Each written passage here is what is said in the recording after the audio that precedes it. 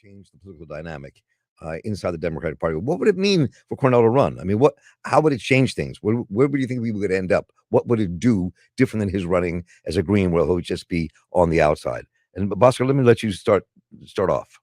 I think at the very least, Cornel West running as a Democrat, and obviously this was a decision that should have been made months ago, right, would have continued the trend of it being clear that there's a left opposition poll in the United States that's distinct from both corporate Democrats and also distinct from the Republican Party. I think at its best, that's what Bernie Sanders did.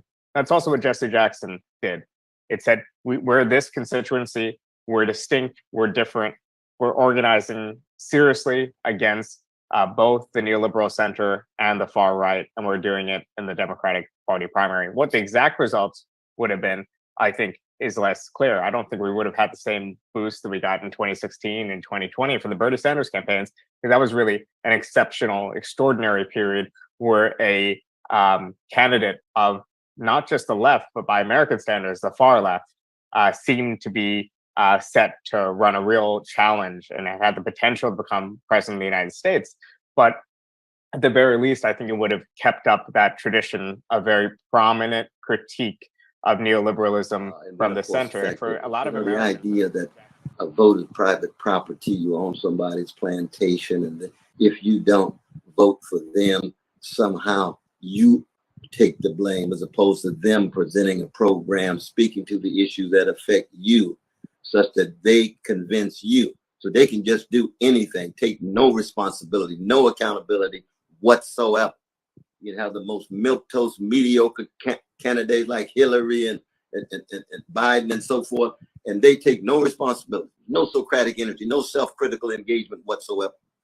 But on the other level, though, the deeper level that you're talking about, though, I think it also has to do with the fact that they are afraid that they are being exposed for their hollowness in terms of how the two-party system is so thoroughly corrupt and tied to big money, and how their politicians are so cowardly and conformist. And more people are seeing it. They've been able to hide it for so long. But more and more people. So, respectfully, and, feel free to engage me on this if you'd like, but respectfully, I would say, if you live in a solid red or blue state, do what you want, because odds are your state is going to vote solidly for this is for president, is going to vote for a Republican or a Democrat the way it always has. But if you live in a swing state, please stay with the Democratic Party this time around. And if you're not happy with the Democratic Party, if you think it's too corrupt or too sclerotic or whatever, get inside it. Join the Democratic Party. Become a member of the party. Become a precinct committee person. Push them to change. You can volunteer. It's a wide open organization in most states anyway. And you can just, walk in and say, I want to be part of this. I want to help promote my progressive values. And change the party from within so that other progressives will be enthusiastic about voting for it. This is the only way it happens. By the way, this is what the Republicans did back in 2012 with the Tea Party movement, or 2010. When they started the Tea Party subscribers. Cornel West went on CNN with Anderson Cooper. They had a little bit of a showdown. The reason I want to talk to you about this is because Cornel West, he's been on our show. I love Cornel West. He's radical. He's anti-establishment. He believes in people. He believes in freedom. He believes in devolution. He's standing for President of the United States of America.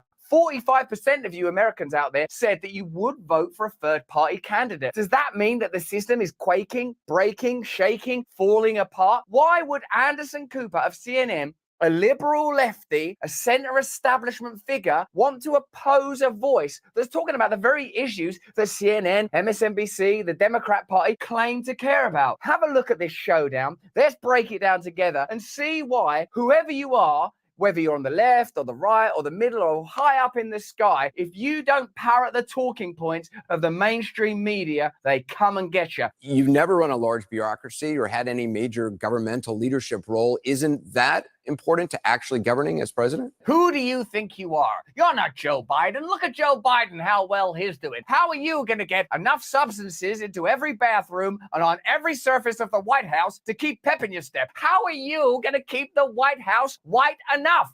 Oh, absolutely. I'd have to bring in people who are experienced. But the important thing is your vision and the lens through which you view the world. Policy is something that can be worked out in light of vision. If your vision is one of militarism abroad, then you're going to be preoccupied with wars and militaristic adventures. I don't know that a lot of these journalists are aware that how they function in the world is as the mouthpieces and police of the establishment. They come from this liberal perspective of righteousness. But look what's happening in real time. Cornel West, a much loved and well-respected Harvard professor of color who believes in diversity, who believes in the talking points they claim to care about, comes on the show with a vision for a different type of America, a willingness to oppose the military-industrial complex. Meanwhile, and this is important, particularly if you disagree, agreeing with them on subjects like the environment, the significance of African-American voices, sympathetic to some of the issues that the mainstream media use, I believe, to divide us, and they still have a general position of, who do you think you are? What right do you have? And Cornel West rightly describes that policy can be worked out through the consultation of experts and, importantly, through democracy. Wouldn't you like to be able to vote on the policies that govern your lives? Wouldn't you like to be able to vote on whether or not there's an ongoing war? Wouldn't you like to vote on whether or not pharmaceutical companies are allowed to profit from medical and health emergencies? All of these things could be put to referendum. We've known Biden's got a long history. I don't think he's actually seen a war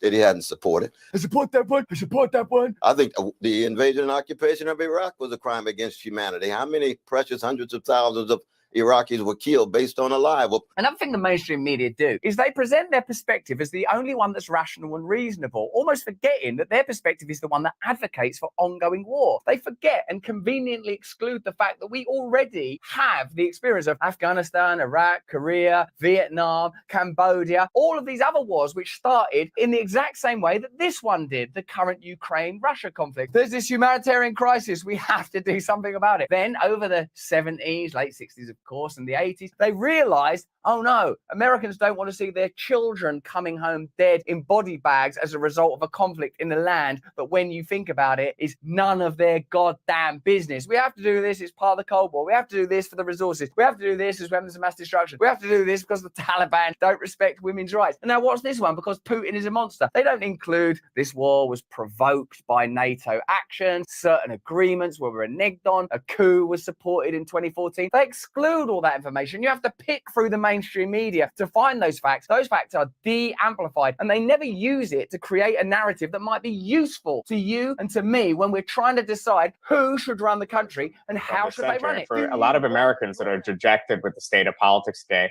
that feel like they don't have their concern represented by the mainstream American politics, I think would have been nice to hear that message. But I think a lot of the people who would vote for Cornel West in Democratic primary would be more sympathetic to his message, are going to perhaps even vilify him because they're really afraid, I think rationally so, of a return of Donald Trump or other ghouls like DeSantis. Over at MSNBC, Joe Scarborough and Mika Brzezinski are pretty nervous about Cornel West's presidential run.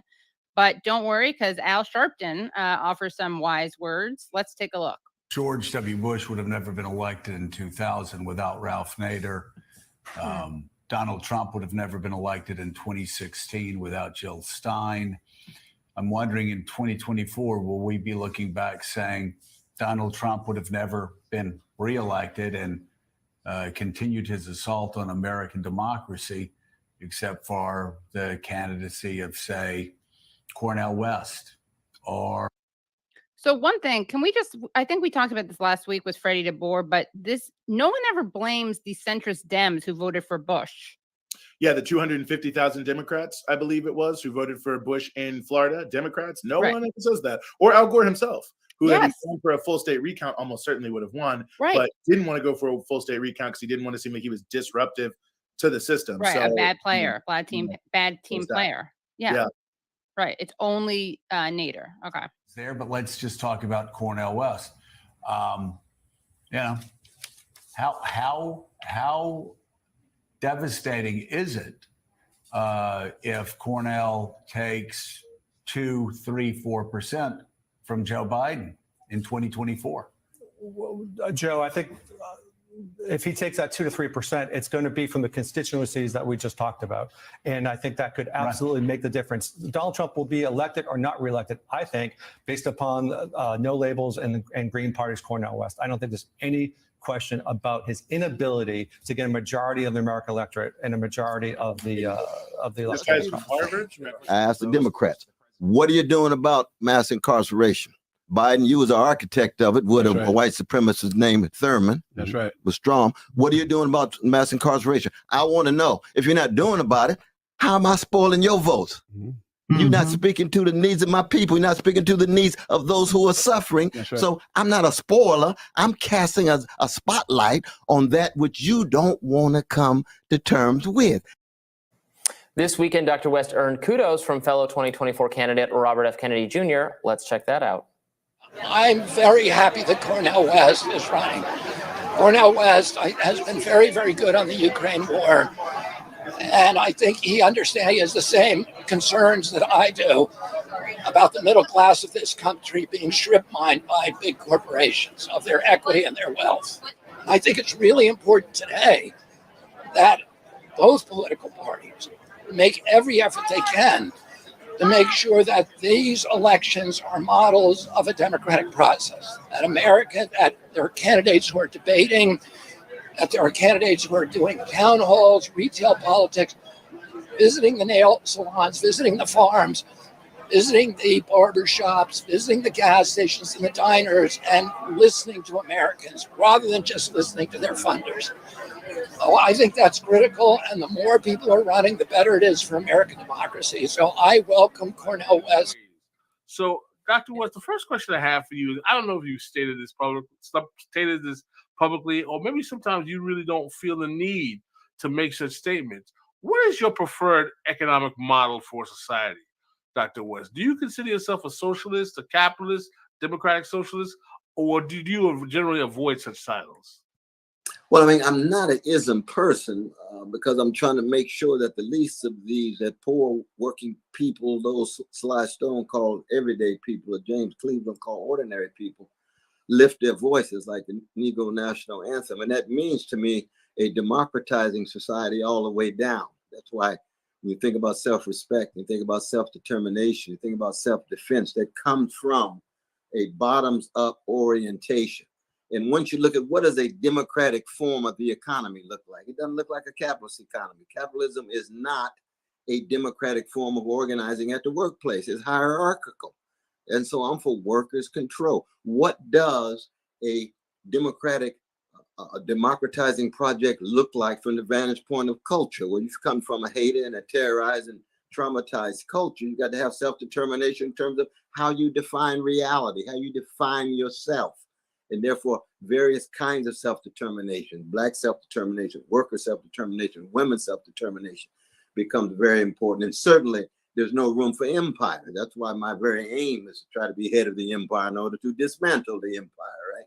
And how do you dismantle the empire? You got to make sure that you are a people and nation among peoples and nations rather than an empire where other peoples and nations have to defer to you. So you can't reshape the whole world in your image and in your interest. That's what empires have done. There's been roughly 70 empires since the beginning of the species in Africa. The United States is the 68th, and this empire will come and go. All empires come and go. Most empires come and go because they got military outreach, corruption of their elites, the impotence of those inside of those empires, and the need for people who want to follow neo-fascist Pied Pipers to overcome the increasing domination and tyranny. And we see that all at work in the United States. Brother Glenn and I used to talk about this all the time. So that am I a socialist? Well, certainly there's a strong socialist dimension to what I'm talking about, but that's just a moment. You know what I mean? That's like asking, is John Coltrane or Donny Hathaway or is Phyllis Hyman a socialist? Well, there's elements, because when we raise our voices, we want to empower everybody and we want all lives to be able to flower and flourish. But we've got spiritual dimensions and we've got cultural dimensions that go far beyond isms. But the thing is, This is a different type of candidate. And the Green Party hasn't had that. You know, Jill Stein was freaking awesome, but a lot of people didn't know who Jill Stein was until she ran. And then after she ran, most people already know who Cornel West is. See, that's the difference. Same thing if Jesse Ventura would have decided to run Green Party in 2020, he would have also made a big splash because everybody knows Jesse Ventura, right? So this is what they're really afraid of. They do not want this to happen. Point. And you have a quote in your story from the Michigan Democratic Party chair saying, I don't think Cornel West or the Green Party is something we need to worry about, but it's absolutely something we need to keep an eye on. But I'm sure that that party chair knows the history of that state and also Pennsylvania and Wisconsin. Back in 2016, you just have to look at what happened. The Green Pause. This is something I want to go ahead and debunk because they love to continue to say this. They're going to point out the number of votes that Jill Stein got in Pennsylvania, Michigan, and Wisconsin. And remember, Hillary Clinton did lose those states. And what Trump's margin was. Before they get into their spiel, I just want to interrupt by saying this. How many electoral college votes did Jill Stein win? I'll wait. How many? Which states went to Jill Stein? Which states went to Gary Johnson? You see why this doesn't make any sense? When they make these claims and they say, oh no, this person's going to be a spoiler. It's Jill Stein's fault. She's the reason why Hillary Clinton lost those states. No. Those voters would have never voted for Hillary Clinton.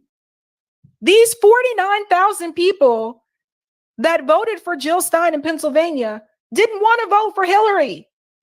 Why can't they understand CNN that? thought cop Anderson Cooper lectures Cornel West about the nature of American empire. I thought Cornel West was a hero of the left, a liberal icon. Why would CNN want to shut him down? This war in Ukraine is the #1 goal of the CIA, of NATO, of the EU, of the war-making machine.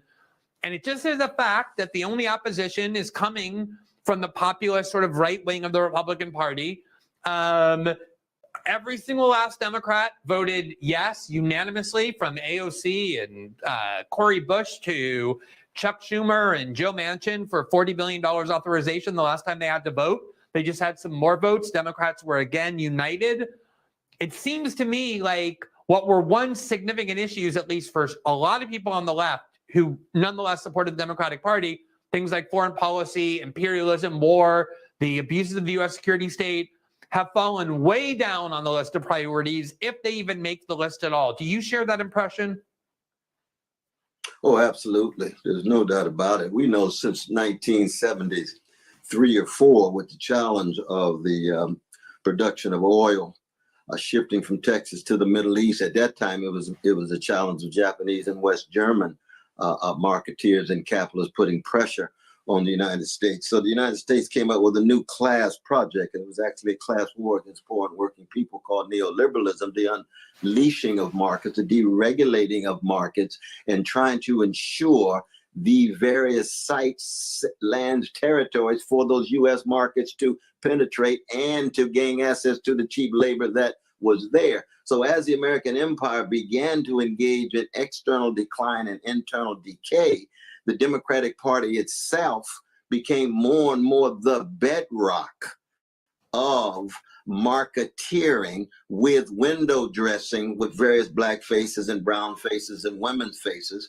And it's very important. I think it's crucial to defend the rights of our precious trans, some of the most viciously attacked in our society, our precious gays, precious lesbians, and so forth. And I'm glad Democratic Party is ready to make that move in that direction. But alongside of that was the consolidation of the American imperial project, with the turn of the party toward corporate power. That's what the Democratic Leadership Council was all about with Clinton. And from Clinton through Obama all the way up to Biden, you have a Democratic Party so locked into corporate elites, locked into military elites and the marketeers, making money with the arm manufacturing taking place, that it becomes very difficult for the Democratic Party to not be viewed as a party that's beyond redemption. It is so captured by big money, so captured by big military, that it makes Martin Luther King turn over in the grave. He had to engage in his particular LBJ. He didn't know that the LBJ trajectory in Vietnam would become the dominant one for the Democratic Party, and the acknowledgement, and this is last but not least, of the decentering of the American empire, which is taking place with the emergence of BRICS, and not the emergence, but the power of BRICS, the power of the organized global South, and the ways in which the United States begins to hold on for dear life. And the result is what?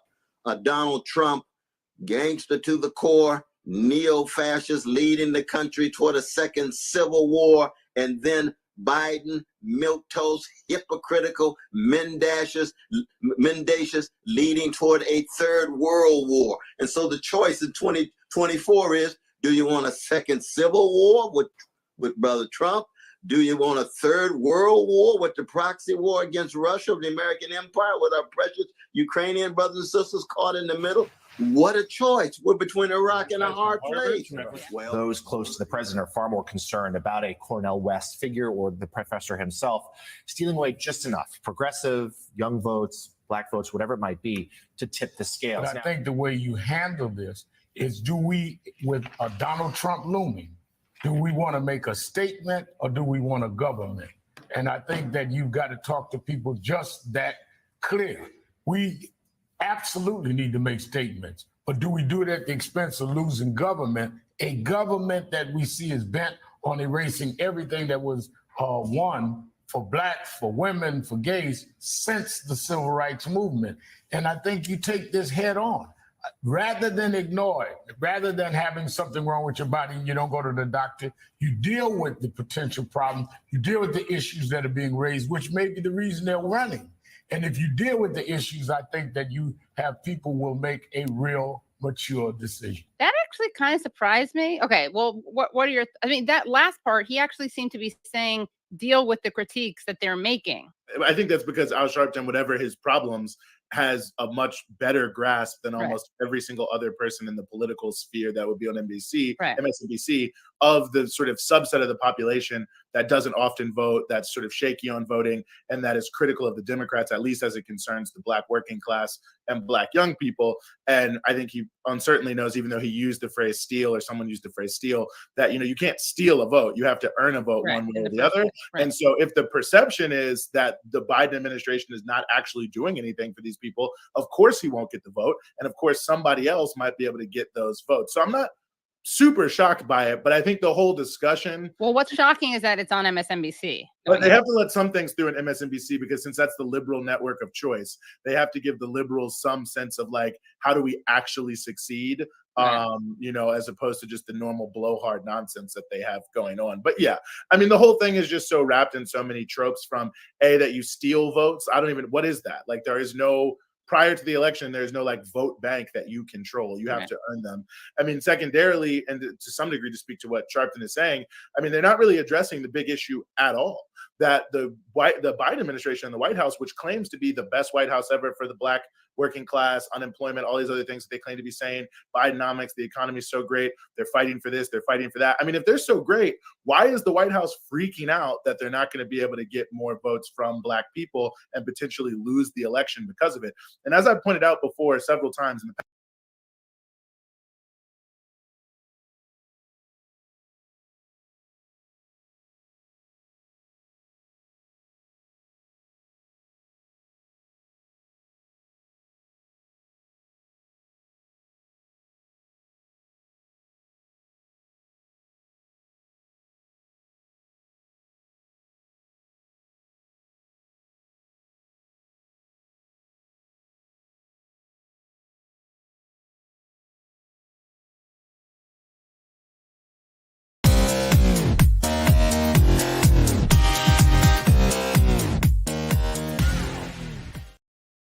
All right, let's talk about some new polling that we're just getting in about President Biden, showing his age is a significant concern for voters ahead of the 2024 election, including among Democrats, by the way. A new AP NORC poll finds more than three quarters of Americans think Biden, who was 80, is too old to serve another term, 77% of them.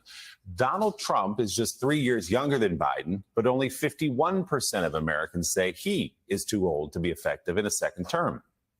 Broken down by party, 89% of Republicans say Biden is too old, 69% of Democrats say he's too old, and 74% of independents say the same.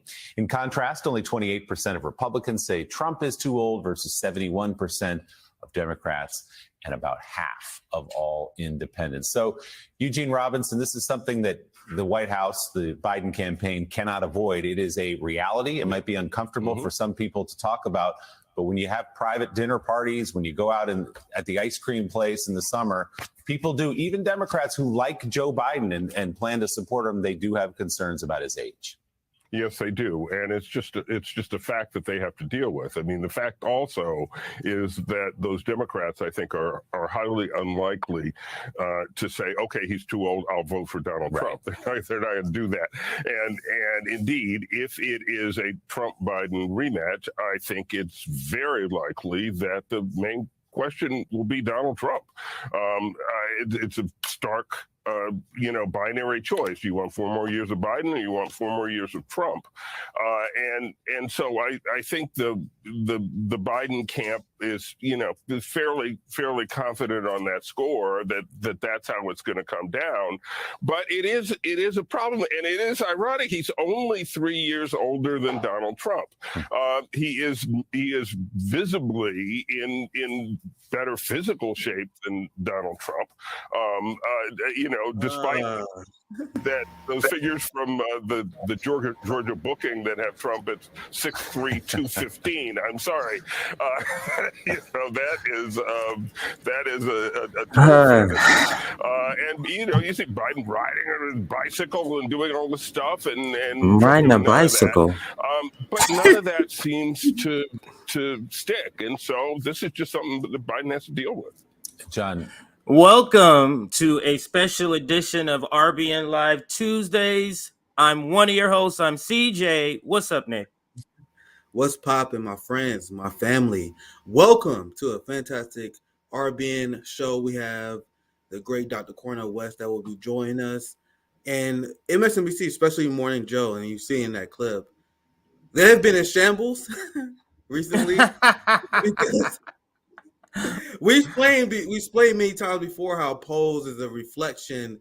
It's the report card, right? Yes. And after hyping the Trump prosecutions and after spreading propaganda for Joe Biden and the Democratic Party, you have new polls that show Trump is winning right now.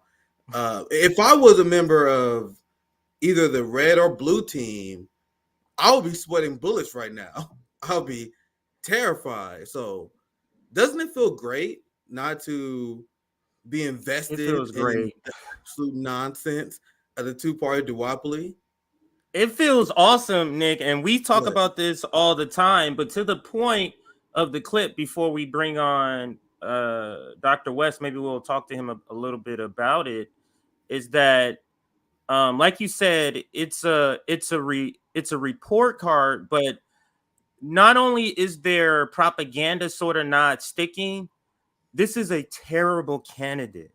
Joe Biden is a terrible candidate, but they have to pretend like, this is Weekend at Bernie's, and everybody's pretending like Bernie is alive in the movie. I don't mean Bernie Sanders, but in the movie Weekend at Bernie's, the character Bernie is dead, and people are walking him around, and that's clearly what's happening here with Joe Biden. That's why when you look at that poll and it says independents, 74% view Joe Biden as too old, and then it goes to Donald Trump and it says 24%. Why is that? Because it's not about the number. People can clearly physically see something is wrong with Joe Biden.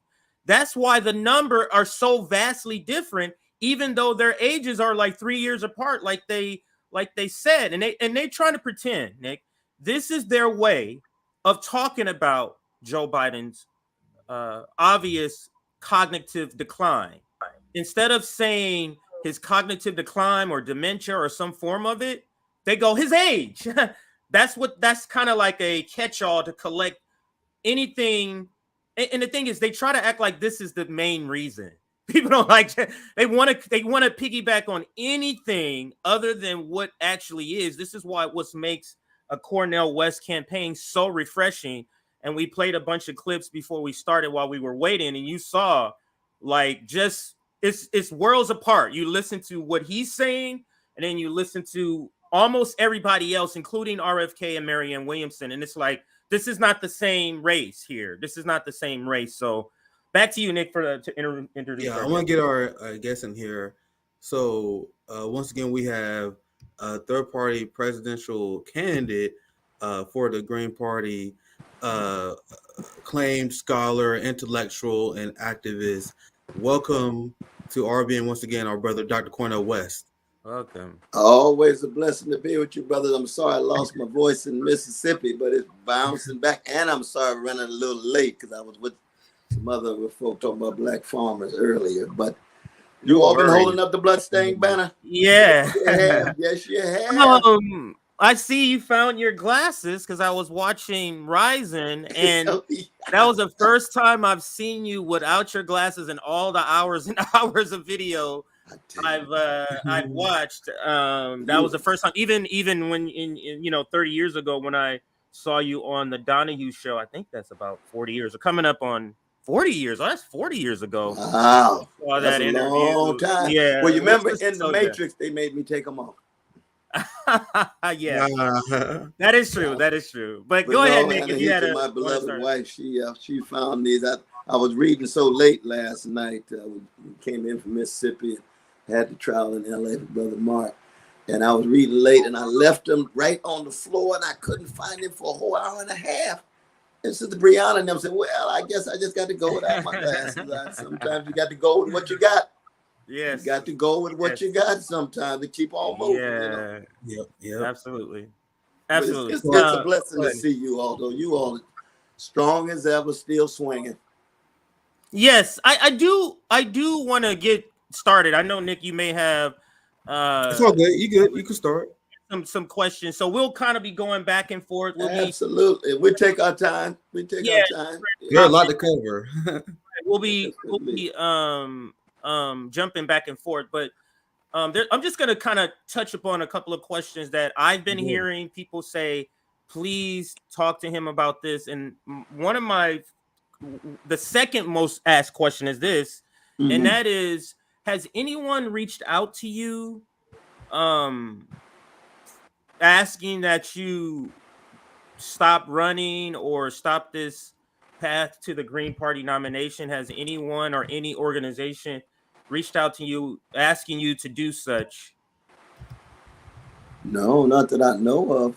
Not that I know. I mean, I walk through the airports and people have been very excited on the one hand, and other people saying, you're going to be responsible for fascism in America and the triumph of Trump. Now, I guess that's their way of saying Are you prepared for that? Are you prepared for that? Had you prepared for this reaction? Oh, yeah, though, brother. Shit, I'm always ready and full of armor, man. I'm fortified at that. Look, you know what our ancestors had to go through with lynching and rapes and violation and flagellation and so forth, and all I got to deal with is just people coming at me with lies and potential bullets. Hey, that pales in the face of where we come from. That pales in the face of the great ones who've gone in to sacrificing for us, for you to have a show, for me to run my mouth, for me to teach wherever I teach. We come from a great people, man. This is nothing, huh? This is nothing. This is light work. This is in other words, this is light work. This is nothing considering. And I wish a more, not only Black people, but whatever ethnicity you are, you harken back to your ancestral roots and whatever struggle, you should, everybody should be doing that. And that's anybody of any ethnicity. That's exactly right. Yes. And so let me ask you another question, almost a different topic. And that is, I heard you you answered this question a little bit, but I do want to sort of get a confirmation, because this movement, and when I say the movement, I mean those of us that are still here trying to formulate some sort of movement outside of the red blue.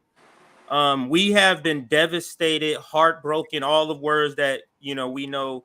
We're run down. We feel fatigued. We are spent, and so we almost can't. I mean, this may be hyperbole language, but we almost can't take another sort of heartbreak like that. So the question I'm asking, just point blank, are you in this race to the end, to November 2024, or is there going to be some magic trap door in September 2024 where it's like oh, we're going to get concessions and everybody fall in line with the Democratic Party? What say you to that question, and to anybody who is asking this pushback? Because this is probably the third most asked question I get, and then I'll get to the Trump country, which is the number one question I get. But could you answer that about November 2024? We got to keep in mind that this campaign is a moment in a movement, and so it's really two questions. One is, am I in this quest for truth and justice until death? Yes. The presidential candidacy is but a vessel and vehicle for that truth and justice unto death, so that November of whatever, nothing doesn't end. It's still part of the larger movement. But I'm in it in terms of the presidential candidacy up until the end of that November. But even after November, I'm still swinging, my brother.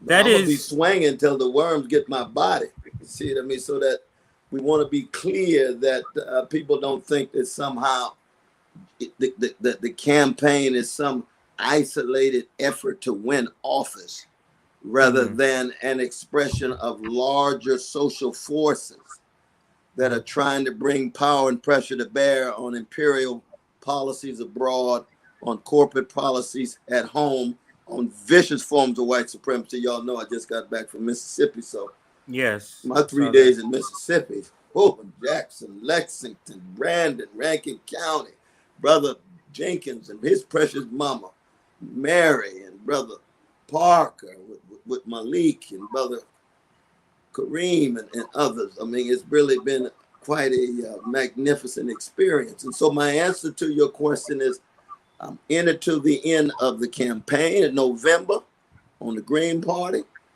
and I'm in it for life. That answer is what separates you. That answer is what reflects you don't have a politician sort of mindset, because you didn't focus on November. You said, wait a minute, CJ, this is not ending in November of 2024. This is a process that I'm going to be on for my lifetime. And that's just not an answer you would get from a typical politician, which makes you refreshing to so many people. And that brings me to some of the people that you could be refreshing to. And I know Nick has heard this.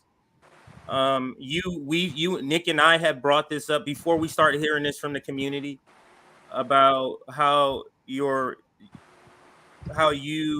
reference Donald Trump as a fascist versus Joe Biden as a friend, or anything other than a fascist. So we have conservatives. About 30% of our audience is conservatives. When they reach out to us, like, we understand, we're in a space with leftists. We're conservatives, but we're in space with leftists. So we understand that Cornel West doesn't mean any harm by what he's saying. But they're saying we want Cornel West to reach the ears of Trump country that's on the fence. The ones that if you just tweak a couple of words, it opens up their ears to where they can hear your message. And they're telling us, I mean, Pasta is one that you've interviewed with at the Convo Coach. This is something he's brought up to us both, me and Nick separately. Like, this is another, like, he has got to either stop calling Trump a fascist and then referring to Joe Biden as a friend, or call both of them You know, human beings, give them both respect as human beings that are both on a path of destruction, maybe. But to humanize both, like you're humanizing Joe Biden, or to dehumanize both, like we do when we say fascist, that is just to be consistent, to so that people can hear your message. Because just like if you were to run for the Democratic Party, that immediately turns off people, a certain segment of the population, that don't matter what you're going to say, they're not going to get you because you have D. You solved that problem by going green. And this pushback that we're receiving, this is not a direct pushback from RBN. This is what our Sure. community is asking us to ask you. What say you to those people that is vigorously saying, please get Dr. Cornel West to stop doing that?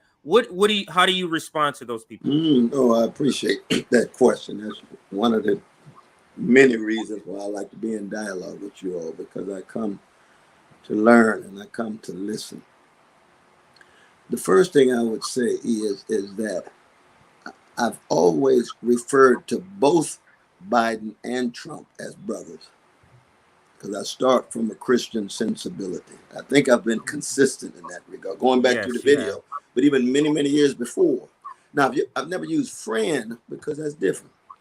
But when from a certain Christian perspective, a brother and sister is a human being made in the image and likeness of God, who has the capacity to change.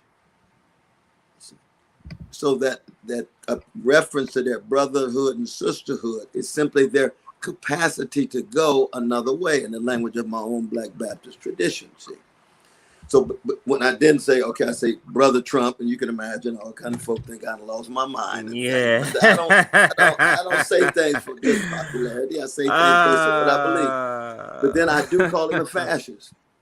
I do call him a fascist, because a fascist is someone who does not believe in the democratic transfer of power. A fascist is someone who defends the power of big military, defends the power of big money, scapegoats the most vulnerable, and tries to convince the citizenry that they are powerless and hopeless without him as the Pied Piper. He's the only one who comes to the rescue. He's the only one who is the deliverer. Now, every country has its own historically specific form of fascism. Hitler in Germany, and Mussolini in Italy, we can go on and on. Salazar in Portugal, and what have you. In the United States, the closest thing we've had is a Trump at the presidential level who can satisfy all of those characteristics. Now, when you look at the United States as a settler colonial experiment for indigenous peoples, America has always been fascist. Yes. Because it's a war against them for 400 years. Yep. And their land is the precondition of American democracy. The stolen land, the violation of their precious peoples. For those of us who are descendants of the dignified Africans who were enslaved, America has also looked fascist. 89 years on the U.S. Constitution of slavery, another 100 years of neo-slavery, and then the new Jim Crow and the mass incarceration and the hoods and the decrepit schools and so forth, right? So that the vantage points is very important here. So when I talk about Biden, I usually talk about Biden as a milquetoast neoliberal. Neoliberalism is a class war against poor and working people that disproportionately impacts brown and Black and indigenous peoples. But I talk about his imperial policy, be it in the Middle East, for Palestinians. For Palestinians, any U.S. administration looks fascist, because they are abetting and enabling the vicious killing of innocent Palestinians. So I try to include all of that in my analysis. But I'll say this to my brothers and sisters who would want me to shift in my language. I do not for a minute believe that all the followers of Trump are fascists. I think he is. But I don't think the followers are. I think that's what they're reading into that. I think that's really what the pushback is that I call they Trump feel a the fascist, attack on. they think I'm calling them a. I said, yeah, I think that's what it must be. That it must be that because I can't 1 out understand of any 8 reason supported otherwise. my dear brother Bernie. And in addition to that, they are responding to the failed policies of the Democratic Party that has abandoned poor people in so many ways, betrayed working people in so many ways, and because they can't find an alternative anywhere else, they see it in Trump. Right. And so I go to them, and I go to them first as brothers and sisters, give them my own, I know a lot of people think I lost my mind being a Christian, and then we won't get into all that. But this is just, my way of being in the world, and I hope they can tolerate it. But secondly, I would say I see human beings who are following Trump, who are making choices to support a fascist. That doesn't make them fascists. It means they're making choices to support a fascist. Now, there are fascists in the country who do support Trump. We know that. The Klan and the others made that very clear. We saw that in Charlottesville a few years ago. You see.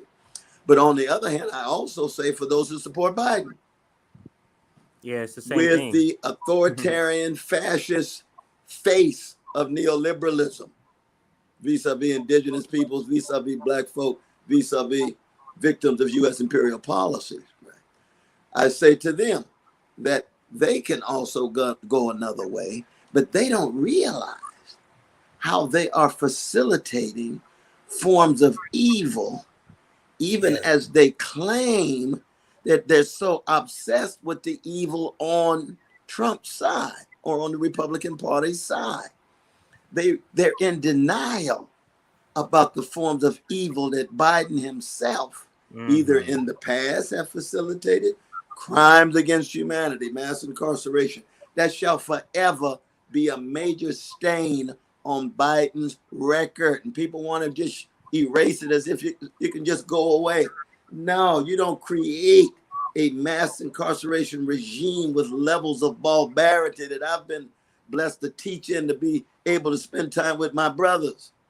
And I'll never sell those brothers down the river in claiming that somehow we can look away from the consequences of that mass incarceration regime. And the same would be true with Wall Street greed and credit card company greed and so forth that Biden's been complicitous with. So in that sense, my answer is that I'm just trying to the best of my fallible ability to tell the truth. And I am convinced that Trump is a neo-fascist. I don't believe that his followers are all neo-fascists. Yeah, Absolutely. I think, go ahead, Nick. Go ahead. On that point, because a lot of these clips come from corporate media interviews, the discussion and the distinctions between neo-fascism and neoliberalism, because we had conversations before, and I think one can make a very accurate assessment that neoliberalism emboldens fascism. And when you had these conversations, when you talk about the devastation of Biden's policies in comparison to Trump, and when you look at the Patriot Act, the crime bill, the crackdown on censorship, there's a very strong argument that the neoliberalism coming out of the Democratic Party is fascism. But you guys see, those conversations are really hard to have in 5-minute snappy interviews. That's why. Right. That's and I think that's one of the right. things that hurts you, because you say these things. You say Trump is a fascist, and people are like, "Oh, you think Biden's not fascist?" I'm like, I don't think he said that, but it's hard to clarify during those quick 5-minute interviews. Like, it's better to have long form conversations, and that kind of leads to this next question that's similar to a similar topic to what we were talking about, because I think the Trump movement is a class war on the working class people. The Trump movement is deeply unserious. You had Trump that gave pardons to war criminals. I mean, barbaric people. Like, I apologize, but you can look it up. I forgot the name of the guy, which is my fault. But one of the guys who Trump pardoned was caught literally slaughtering an entire family and people, including their children, and Trump pardoned. So it's very hard for me to have sympathy for people who support a guy who pardoned war criminals. It's very hard for me to have sympathy for people who support someone who tried to overthrow the democratically elected state of Venezuela, a guy who vetoed ending the genocide in Yemen. So there are a lot of people who want to coddle Trump supporters. I don't believe we should coddle them at all. But to the question to you, Dr. Cornel West, how do you convince people? Because I make the argument, despite how hard I go against Trump, that Biden presents a very similar evil to Trump. I claim that Joe Biden is the most anti-Black politician in the modern era when you look at his policies. But with that said, how can you convince people, considering how bad Trump is and his war on the LGBTQ community, for example, that it is worth leaving the Democratic Party to support you? Because if anyone, and this is what Holly Hawkins' biggest sin was, his biggest issue, where there can't be any illusions that the Democratic Party is worth supporting over the Republican Party, because why would they support you then? So my question, how do you convince the people who have Trump derangement syndrome, right? How do you convince those people to support you if the belief is that Trump is so dangerous? So what is your pitch to those people in general? I know that was a very long way of asking that, but what are your pitch to those people who's just terrified of Trump? And we're gonna get to Bernie and the progressives soon, because they are people whose principles were destroyed by Trump derangement syndrome. But Dr. Cornel West, how will you take that on? Yeah, I do hear you. I mean, one is that not just the corporate media, but the corporate duopoly and the two-party system has tremendous influence in how our fellow citizens view American politics. They just do, from both the media as well as the history. And so the basic common denominator is there is no alternative to the two-party system. Yeah. That's what people are hearing. That's the drumbeat, day in, day out, year in, year out, decade in, decade out. And that's very real. And you just have to come to terms with that. We can call it false consciousness in the language of Marxists like Lukács, or you can call it ideological containment, or whatever language that you have. That's very, very real. And we have to show people that, in fact, an independent, radical politics is credible, can gain traction, and can expose the lies and the crimes that are shot through the corporate media and its discourse to justify the corporate duopoly. And they don't want that. That's why we try to get access to the ballots, and you need the levels of impediments just to get on the ballot. And both parties come together to push back. And they push it back not just against Greens, but libertarians and other parties as well, you see. So it's clear that they're not committed to democracy. I mean, it's interesting. The Democratic Party says they want to save democracy, but they don't want to be democratic internally. They don't want to be democratic horizontally to other parties. They don't want rank choice voting. They don't want proportional representation. They don't want to eliminate the electoral college. So they're not really committed to any kind of deep democracy at all. They're committed to themselves and how they define a democracy that hides the oligarchy at home and hides the imperial policies abroad.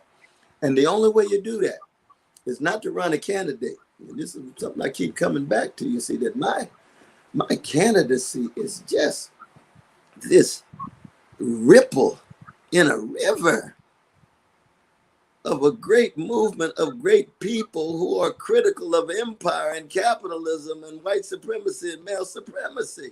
And it just spilling over into electoral politics. So it looks so strange and alien. It's almost like Franz Kafka's Gregor Samsa, who wakes up transformed into this monstrous vermin. People look at you like, oh my God, you're so alien and strange, using this language of anti-imperialism and language of Wall Street greed and Silicon greed tied to so many poor and working people not gaining access to decent housing, decent education, decent protection in terms of safety in their communities and so forth. But no, that's what movements look like when they spill over into electoral politics. Revolutionary movements. And revolutionary movements are about what? Sharing of power. We want poor people and working people to have power.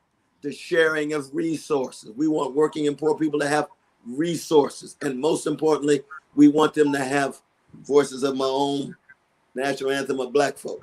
Lift every voice. We want their voices to be at the center of shaping their destinies. Yeah. Which means they wouldn't vote for these fossil fuel companies that's leading toward ecological catastrophe.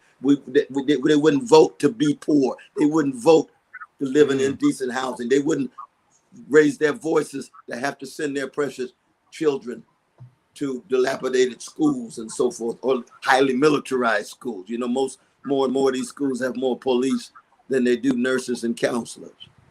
And they talk about education. These are realities. It's almost as if the two parties are like the characters in Plato's caves when they confuse the shadows with reality. And some of us are following the imperative of Ashford and Simpson to keep it real. Ain't nothing like the real thing. We want to talk about reality. We want to talk about the reality you cannot not know.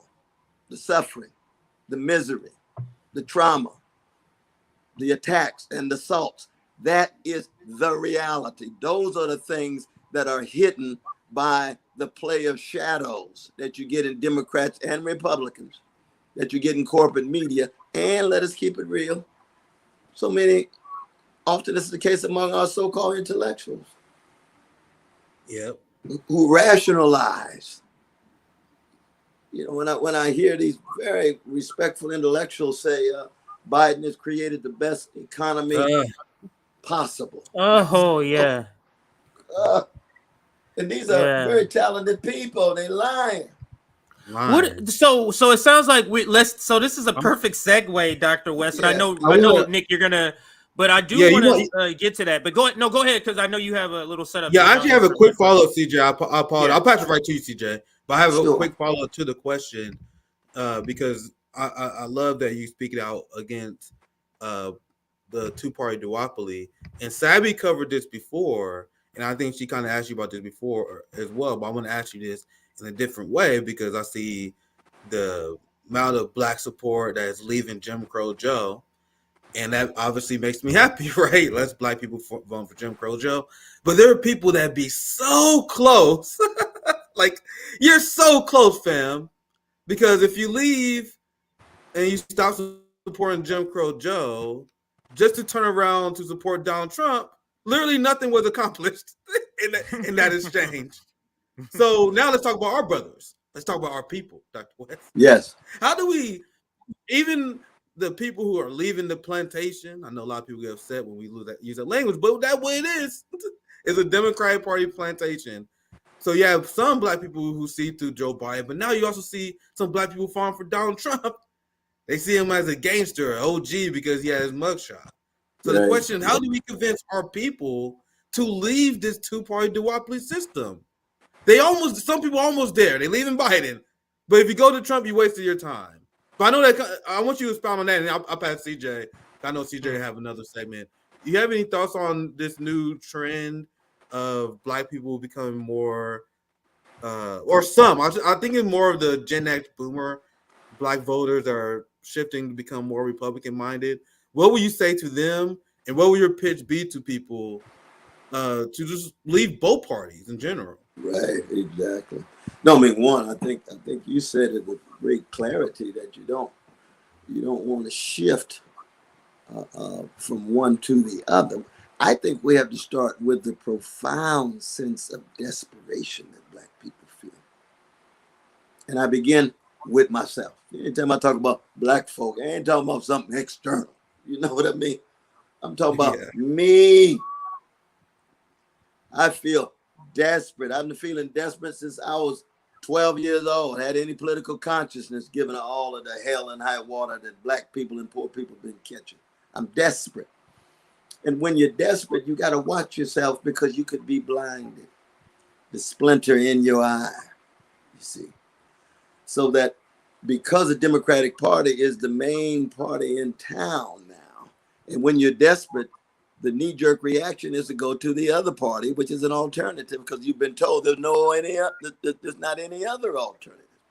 But we also got to keep in mind that the desperation of Black people takes the form of all this stuff is empty. The whole thing is rigged. The whole thing is hollow. I ain't voted since so-and-so. It's like my dear brother Lupe.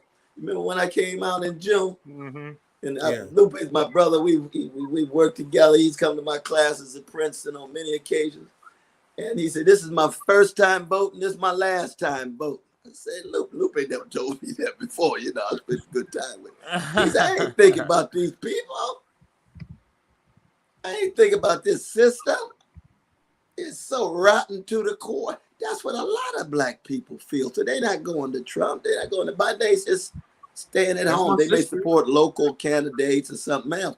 And I can understand that. I'm just saying, ooh, there is an alternative of some people, not just one candidate. I'm just one voice among others. See, I'm in a jazz band. You know, Duke Ellington don't show up by himself. He got the band with him. Yep. Mary Lou Williams don't show up by herself. She got her band with her. I'll never show up by myself. Even Teddy Pendergrass, he need the band. He need Keith and them on the drums. You know what I mean? And Luther need his background. Everybody talk about Luther. Luther ain't no Luther without Lisa Fisher. Everybody need their band together. You need a community. All of us showing up together. That's how we show up. Now, we might have a particular voice of a solo role, but in the end, the solo ain't nothing against the backdrop of the songs and the voices that are being raised, so that your solo is more effective. Because it ain't about the soloist, it's about the song affecting the souls of the people so they can stand up and fight and see and straighten their backs up. That's how we affect them. And that's what we did in Mississippi, Rankin County. You don't see the historical thing? First time any white police have been convicted and they got their own guilty plea. Never in the history of Mississippi is that the case.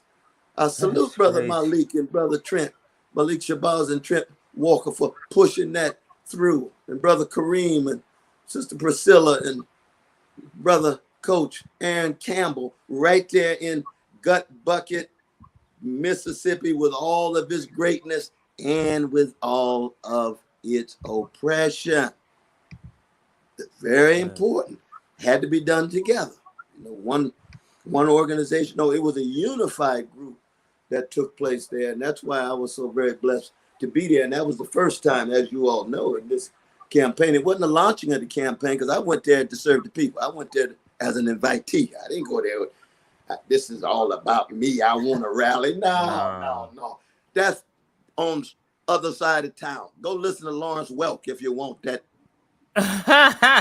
Something else is happening on this side of town. It's James Brown with Maceo. It's James Brown with Jabbo. It's James Brown with Bootsy. It's James Brown with Clyde Stubblefield and the drummer song. James Brown ain't nothing without the drummer song. He can't play the drummer song himself. He needs Clyde to play that drummer song. But James Brown is still the genius that he is. That's the model. Now, I ain't no James Brown. Y'all know that. I'm lucky to be Eddie Kendricks. But I'm glad to be part of the band. I'm glad to be in the choir of a great people. And it's the spiritual and the moral greatness. It's political courage. I see it in both of y'all. And if I were to ask for your autobiography, ask for your memoir, and see your mama in you, your daddy in you, your uncles in you, the great folks from CLR, James Du Bois and James Baldwin and Toni Morrison, all up in you, you'd be saying the same thing I'm saying, right? This is a collective thing of a tradition of struggle. And we want to keep it alive. We want to embody it. We want to enact it. We want people to never forget what people did so that we could be at this Biden Trump moment. And as you know, we live it in real time. Biden himself might not even be the candidate. Trump himself might even be the candidate. Yeah. No labels. Say We're that again. going to have a party with no labels. You don't stand for nothing. Okay, whoever they're going to run to, whatever they're going to run, fine. But the important thing is we bear witness to the love and integrity and the truth that's been put in us. That's the crucial thing. Amen. And I do want to slightly shift because we're trying to build a movement and be strategic and sort of assemble remnants of the former Bernie Sanders coalition along with other people and more radical, and just trying to build something. And with that said, RBN has come up against this almost immovable object so many times, and that is the progressive Democrat narrative. And the narrative of electing more progressives in a Democratic Party, or still using the Democratic Party as the apparatus of change, which has failed. That strategy has failed so many times. I do want to start this with this video from Brother Nick right here. So let's play it. It's about 1.5 minutes long. And on the other side, I have a little more to say here. Bernie Sanders pulled one of the biggest political con jobs of the modern era. Bernie Sanders took hundreds of millions of dollars from ordinary, desperate people and promised a political revolution. Now he's nothing more than an ordinary post-war Democrat.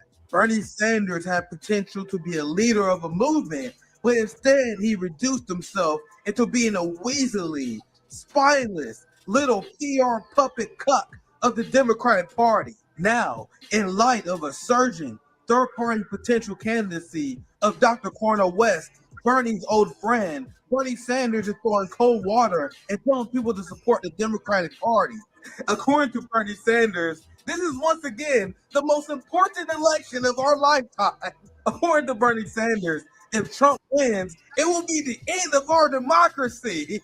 Bernie Sanders sounds no different than the average Morning Joe, Rachel Maddow, MSNBC shitlib at this point. Bernie, did you forget that you ran against Hillary Clinton and Joe Biden and they rigged both primaries against you? He now propping up the system that is rigged against us? What a fucking coward. The job of Bernie Sanders, AOC, and the squad is to shift what it means to be a socialist to the right and create a weak, ineffective, spineless left-wing movement. So I want to say there's so much evidence to the contrary of what Bernie Sanders, the other progressive elected Democrats are saying about Joe Biden, are saying about Democrats. But this is what Brother Ajamu Baraka says about this video, Dr. West. And he says, RBN, you should learn not to hold back. He's being sarcastic there because Nick went pretty hard. He went pretty hard there. The Democrats are pathetic. Black people are not afraid of Trump or the power of colonial capitalist rulers.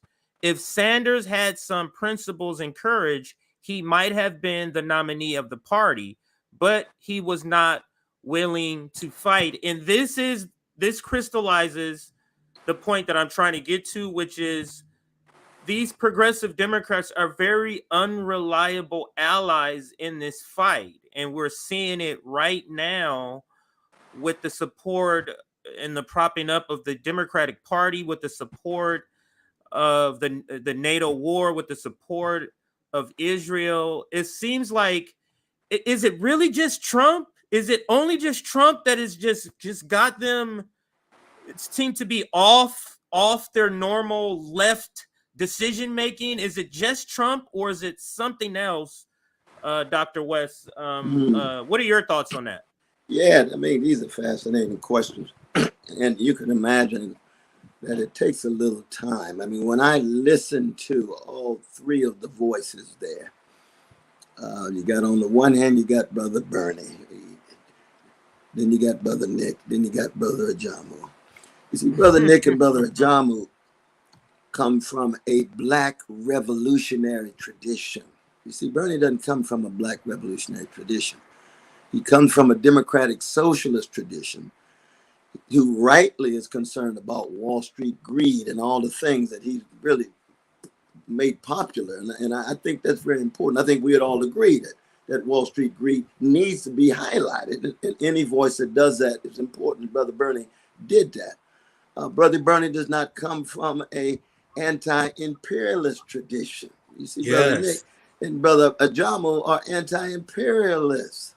You see, so that but Brother Bernie will always be my brother, so that I know some of the language that Brother Nick just takes off on. I mean, you got a right to use the language you want and so forth.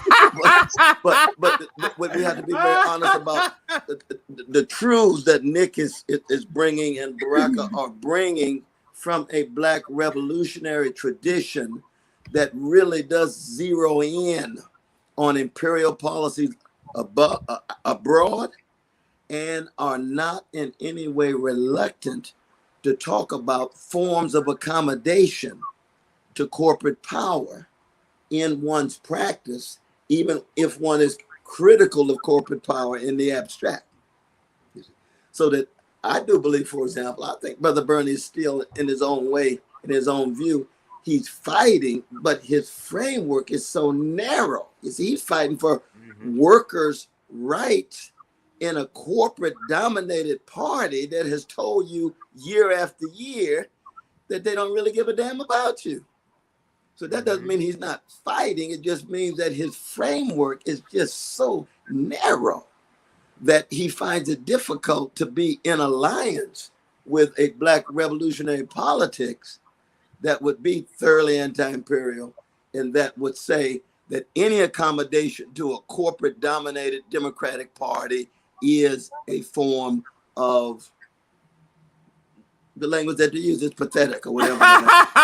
The language that you use. Whatever, because there's different languages that you use in this. Yeah. You know what I mean? So that I think it's a matter of just being clear about the traditions and the lenses through which we view the world. I myself, I come from a Black revolutionary Christian tradition. So that when I hear what Brother Nick says, when I hear what Brother Jamu says, I resonate with it. The debates that I used to have with my dear brother Bernie, we needed not just Black presence, but we needed a thoroughgoing critique of the new Jim Crow and mass incarceration. We needed a critique of Israeli apartheid. We needed a critique of a whole host of things that he himself, when we would debate, he disagreed. PDS, we had long debates about PDS. Brother West, I hear you. I'm not convinced. Brother Bernie, you're wrong as two left shoes. You ought to be with the PDS move. Back and forth. But that was a clash of two different traditions in that way. And I think it's very important that people see this. Now, Brother Nick, is that fair in my characterization, or brother? Now, you guys see with that video why I'm not suitable to ever run for office. I'm not. I don't have the temperament. I'm a hothead at heart. I know you knew Bernie Sanders personally, and I think that was still a strong critique. If you actually listen to what Dr. Cornel West said, that's a strong critique of Bernie Sanders as far as I'm concerned. But I have the opinion that there still need to be way more anger at what Bernie Sanders did. Yeah, no, that's true. I can understand. And he took hundreds of millions of dollars. I used to tell people, and it's a stain on my integrity. He made a liar out of us. It's a stain on my integrity when I told people that Bernie Sanders was going to fight because he don't take corporate money. He's taking money from us. It's hard to believe that people will take hundreds of millions of dollars from the most vulnerable people and become nothing more than a PR agent of the Democratic Party. Now, Bernie Sanders is deeply counter-revolutionary. It's not like we have different opinions on how to achieve betterment for our people. He is here to throw cold water on your candidacy to support the Democratic Party, to shut down the same kind of principle that he was fighting for in the first place, challenging the establishment. He's here to calm down the revolution. But I want you to address. But just briefly, I think it's three things. Yeah, go ahead. Important to say, because I mean, one, I want to make sure it was fair in terms of the kind of revolutionary tradition that you and Baraka come from. Mm-hmm. I mean, that's a fair characterization of from whence you come, though, right? But the second thing is that one brother Bernie, he never posed as being a figure coming out of the Black revolutionary tradition. See, so when people gave money to him, they gave money to him based on his democratic socialist New Deal liberalism policies that he put out. And when they received the money, it didn't go to him personally, it went to the movement. Now, when he then decided not to go third party, so many people were deeply upset. Of course, I was too. That's why I supported Jill Stein in 2016, right? So that in that sense, it's one thing for people to pose as if they're something, and they're not. But Bernie never posed to be somebody coming out of the Black revolutionary tradition and anti-imperialist to the core. That's just not who he is, and that's not who he acted to be. I think there's some truth to the idea that some people probably filled in the gap on what they wanted Bernie to be. It kind of read into it. Yeah. Yeah, and CJ, I saw you have a video. That's a great video. His cheerleaders, are the ones. I hear what you're saying, and I'll pass to you, CJ. No worries, I'll pass right to you. Yeah, no problem. I think there's a legitimate argument regarding fraud from Bernie, because there's criticism. We may have put something to Bernie days when not, and CJ gonna have to show you this video. When you say political revolution, I mean, when you say we're gonna fight for Medicare for all, and that's the goal that we unite on, it's committing political fraud when you do not do that. Now, I want you to address the direct quote, because I want you to actually to address this argument. I was just furious at the role that Bernie Sanders become, and CJ, I'll pass to you because I think the video you have coming up is very important. I want you to address what Bernie actually says. Sure. Because I think it's absurd. Because I didn't get a chance to see the speech because I was in Mississippi.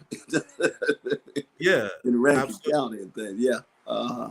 And Bernie was on his YouTube page. I got some screenshots. And remember, we made fun of Bernie a few days ago because he got on his YouTube page and he had like 200 people watching. Like people were completely tuned out. They don't want to hear this shit no more. Like, you get less views on this live stream than we do. And how is that possible? But anyway, I listened to a little bit of the live stream. I was one of the few. And he's still doing PR for Biden's economy. In his live stream, his speech, he's talking about we should be proud. We should be proud about the work that we have done. Actually, I showed I think that's going far too far for that regard. You got to tell people the truth, though. Uh-huh. Yeah, I'm sorry, Dr. West, but let me show you. This is good. I literally grabbed this because it's unbelievable. This is a quote of old Bernie Sanders quote versus what he says now. This is another example of how he sold out. This is 1990. He said, "Why should we work within the Democratic Party? We don't agree with anything the Democratic Party says."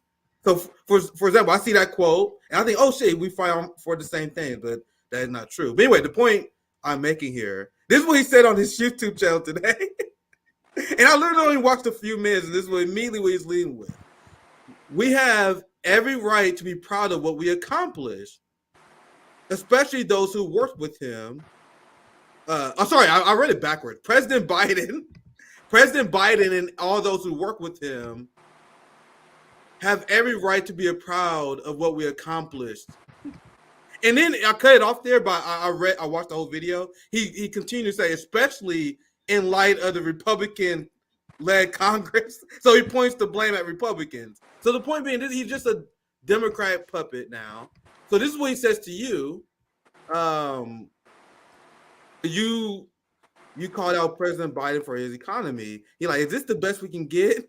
You don't tell that lie to people just for Biden to win. And that is what Bernie Sanders is doing. He's going around and telling people lies about the Biden economy.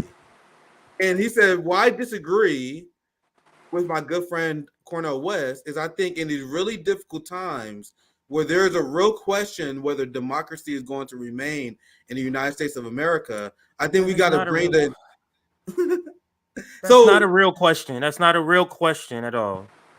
Yep. So what's your thoughts on what Bernie says here when he said, I think we got to bring the entire progressive community to defeat Trump or whoever the Republican nominee will be and support Biden? Do you agree with Bernie's assessment that democracy is on the line once again if we don't support Trump? Well, I mean, the thing is that, you know, the definition of democracy can be such an elusive thing. Democracy already has been so much has been squeezed out given the oligarchic rule that's in place, and working people feeling as if working people's voices don't matter. I think the two things that hit me, and this is where I think Bernie's claim is plausible but not persuasive, is that if you have a party that does not believe in any transfer of power mediated with elections and just have outright dictatorial rule. Now you can have the rule of capital with rotating politicians, or you can have the rule of capital with dictatorial rule. Now, if Trump has said that when he comes in, he's not ever going to leave, then that is different than the Democratic Party. The same would be true in terms of the defense of reproductive rights of women, precious trans, gay brothers and lesbian sisters. That if you have the rule of capital, white supremacy still dominant, but you have rotation of elites and certain elites who are supporting the rights of precious trans, gays and lesbians and reproductive rights of women, then you do have some difference. There's no doubt about that. I would not couch it in terms of democracy versus so-and-so.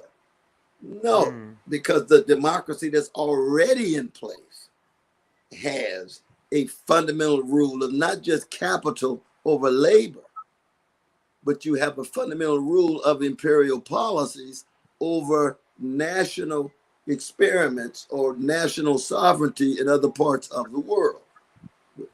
Invasions, occupations, bombs drop, drones drop. That happens all the time under both parties. Under both parties.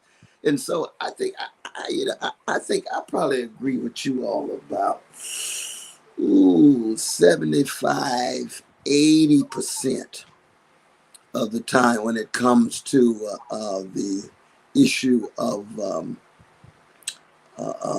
identity of the two parties and the vicious effects of the rule of both parties. But when you have one party claiming to be dictatorial that won't give up power, and you have and that same party is thoroughly trying to crush trans and gays and lesbians and others, I do acknowledge that particular difference. What do you all make of that? Now we had this conversation before, and this is what I take from what you said there, which a lot of it is not wrong. Where you say there are differences between party, meaning one may have one take on a social issue versus one party that may have a take on another social issue. That's right. Our overall thesis is when you look at the overall scheme of evil, the overall pain and suffering that is caused. Like when you look at, for example, the Democratic Party is a party with obviously Republican assistance, but they're building Cop City. You know what I mean? Absolutely. The Democratic Party is emboldening fascism, which I think you understand. Absolutely. And I think it's fair to say that there's differences between the party while acknowledging at the same time that they commit the same level of evil and there's no true lesser evil.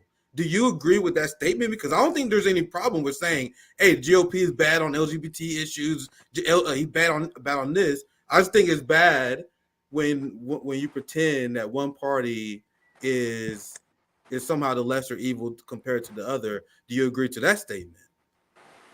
I would say that you never ever want to downplay the suffering of any group, no matter who it is. Now, because I look at the world so much through the lens of Black people, that I'm going to have my own critique of anybody who makes white supremacy some marginal issue. So if people won't say a word about mass incarceration and won't say a word about the hood, then I've got to bring some serious critique to bear, even if I agree on other issues, fossil fuel companies or whatever it is. You see.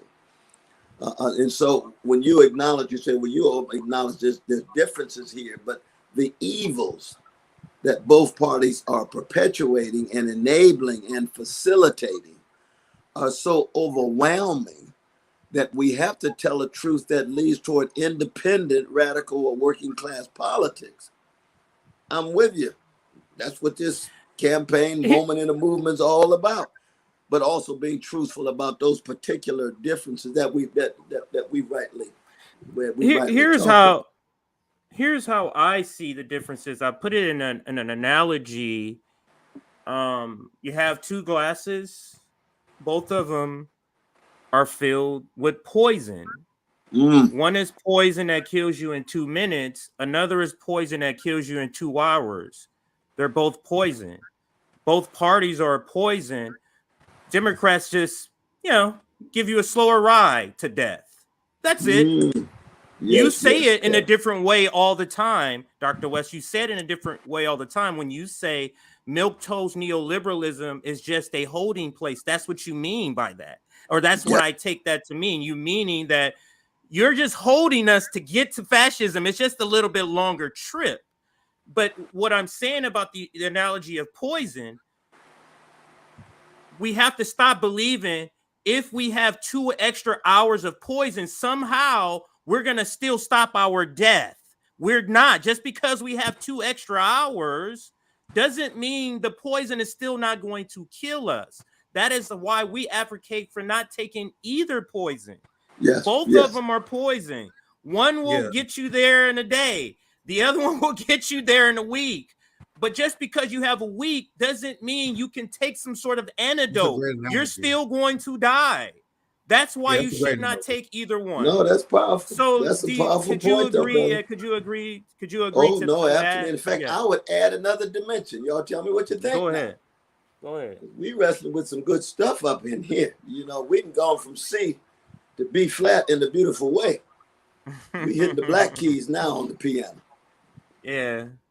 That the degree to which Black leadership has been so duped and bewitched and bamboozled into the Democratic Party renders so many Black folk blind to precisely the kind of poison and evil that we're trying to talk about. And in that sense, the critique is even more targeted against the milquetoast neoliberalism with its fascist authoritarian public faces only certain populations. Fascism is for the most part, indigenous peoples, Black peoples, slices the poor people, but for the bourgeoisies of all colors, there is a difference because the Democratic Party can deliver for that bourgeoisie. Right. And so our Black bourgeoisie, who's gotten in on it, you see what I mean? They break dancing in it. They trying to moonwalk, but they ain't got things that Michael got. We ain't gonna go into that right now. But they've accommodated themselves to it and turning their backs on precious Jamal and Letitia in the hood. And that's a crime. That's a crime that Black leadership committed. And I've tried to make this point over and over again.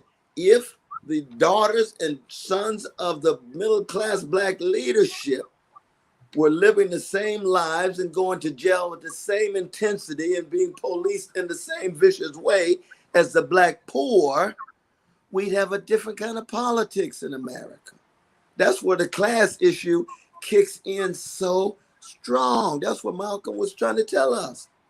That's what Amir Baraka was trying to tell us. That's what Sonia Sanchez in the 60s trying to tell us, that these class issues do create a fissure in the Black community. And it's that Democratic Party that has been the major ship that the Black middle class leadership has jumped on. And that's what we're also calling into question. So that the poison that you're talking about is one in which, hey, the Black middle class may not see the poison right away, but the Black poets live in the effects of the poison every day. Every day. And that's the lens through which we look at the world. Let me ask a follow-up, Nick. One quick follow-up, because to that point, you may say, well, that makes Democrats better. Really? Is keeping you alive to an imminent death caused by them, is that better or torture? You get what I'm saying? Was it better for our dignified ancestors? Was it better for the ones that said, fuck this shit and jumped over into the water? Or was it the better for the ones that reached land and we're still here living through? You get what I'm saying? So it's I do. Yeah, it's a let's not act like just because the poison takes a little longer that longer time means good times. You get what I mean? True. It's torture. Absolutely. And that's what we're going through with the Democratic Party. Go ahead, Nick. You were going to chime in. Yeah. While we still have Dr. West, I want to make sure we cover some foreign policy as well, because you're running as commander-in-chief. Nothing drives me more crazy than when people talk to presidents and they don't talk about the most power that they have. Isn't that the truth? You had the entire Republican debate, and they spent 15 minutes on foreign policy. Deeply unserious shit. So this is something that the president of the United States is definitely going to deal with, and I wanted to get your thoughts on this. You have BRICS, and this is the consequence of United States imperialism, sanctions, and the global South losing faith in the United States and the West, where BRICS is a new global bloc that is looking for de-dollarization. And now you have a massive development that happened in the last few weeks. And you notice, Dr. West, the deeply unserious corporate media and all the candidates running for president are not talking about this. That's true. Some of the most important shit that's going on right now. So you have Ethiopia, you have Egypt, you have Saudi Arabia, you have Iran, you have Argentina. They joined BRICS. And this is a big deal. You have around 52% of the global oil reserves, 1/4 of the global economy, 40% of the global population. So I want to get your thoughts on this and how you would respond to this new mentality that is developing among the majority of the world, by the way, where they don't trust the United States because they're used to sanctions and they want to de-dollarize. So what's your thoughts on this new development, BRICS as a whole, and how will you deal with this as president? What's your thoughts on this, Dr. West? Well, I mean, one is that, again, because I look at the world through the lens of a Frantz Fanon-like perspective, in which the wretched of the earth, who are the vast majority of the earth, who are the least of these in my own Christian tradition of Matthew 25, what you do unto the least of these, you do unto me, says Jesus. That decolonization has to be a fully throated process. And the first stage was completed in terms of the political shift, but colonization still takes place in a variety of different ways. So one of the great ironies, if not paradoxes, of my moment in a movement called the campaign to run for president is how, in fact, to ensure that the poor and working classes in the United States, in the American empire, can be empowered alongside the empowerment of poor and working class peoples around the world. So that's decolonization in the deepest sense that Fanon was talking about. Now, as you remember, though, in that wonderful chapter, The Pitfalls of National Consciousness, that what you're talking about in terms of the BRICS group has to do with the leaders, you see. And many of those leaders, which I would give critical support and sometimes downright critical indictment of, many of those leaders are themselves just extension of their own bourgeoisies in their own nation states that are not attending to the plight and predicament of their own poor and of their own working classes. So if they, and I would have to go nation state by nation state, leader by leader, because I can't homogenize all the variety of voices, you know, of BRICS and so forth, right? As you know, I mean, Brazil is very different under Lulu than it was under the gangster. Very different priorities. So I'd have different kind of relations. And same would be true in various African countries. So that I would not want to in any way downplay the degree to which a gathering of leaders of so-called global South are speaking on behalf of poor and working people in the way in which they ought. I would love to have relations with Brother Cyril. I know Brother Cyril when he was head of the trade union movement. He was a revolutionary then. He's not now. He rules as a neoliberal leader of South Africa. His critiques of U.S. foreign policy can be powerful. I can agree with him on that. But at the same time, I also critical of his own policies because I'm in solidarity with the poor and the working class in South Africa, not just the elected officials and the bourgeoisies in South Africa.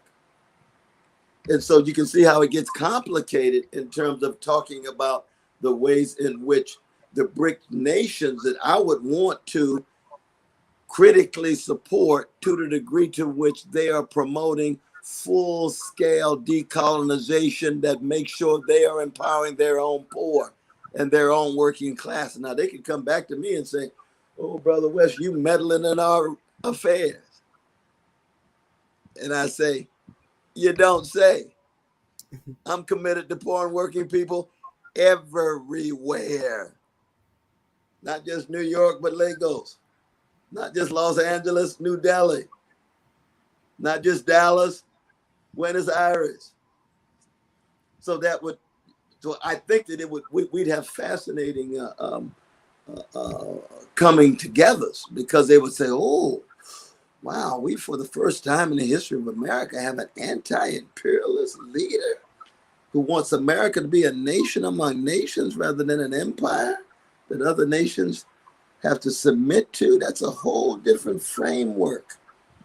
But in that framework, I'm not in any way going to be blinded to the particular class interests and class sense biases of a leadership if those leaders are not fundamentally committed to their own poor and their own working class. You all see the point. Yeah, absolutely. I see BRICS as the consequence of the United States actions, especially Western sanctions. You have countries that want to escape Western sanctions.